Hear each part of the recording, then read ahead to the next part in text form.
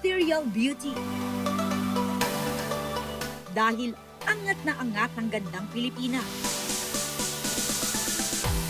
Ang pinusuang photoshoot, dream collaboration come true raw para kay Shuvi dahil nakasama niya ang celebrity photographer na si BJ Pascual.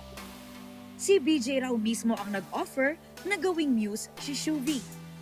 I've been seeing her on her makeup artist's Instagram. Hindi na rin ako masyado na-inspire. Until now, nung nakita ko yung mukha ni Shuvi, I was just like, oh, she looks so Filipina, so fresh, so new. Sabi ko talaga, totoo ba Tadya? Parang paano ako makikilala ni BJ? Parang ang bilis-bilis na ng pangyayari. Nag-book na kaagad si BJ ng isang napakalaking studio.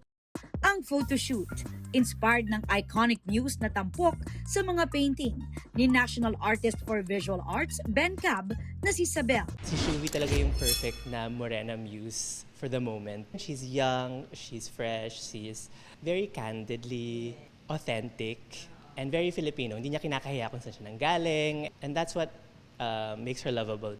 Kabilang sa mga isinuot ni Shuvi, obra ng Filipino designer na si Rajo Laurel na Sabel-inspired din. Nung sinuot ko talaga, sabi ko talaga, paano ko ito ipopost? Parang, nung sinusuot ko palang, totoo ba ito?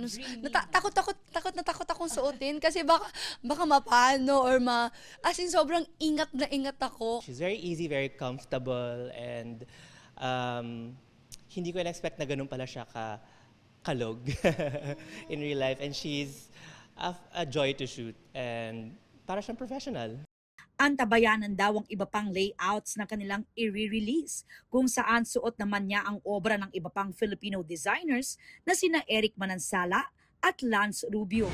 Sobrang nakakaiyak na nakakakilig na sobrang excited ako, and looking at the feedback of people, doon ako mas nasiyahan.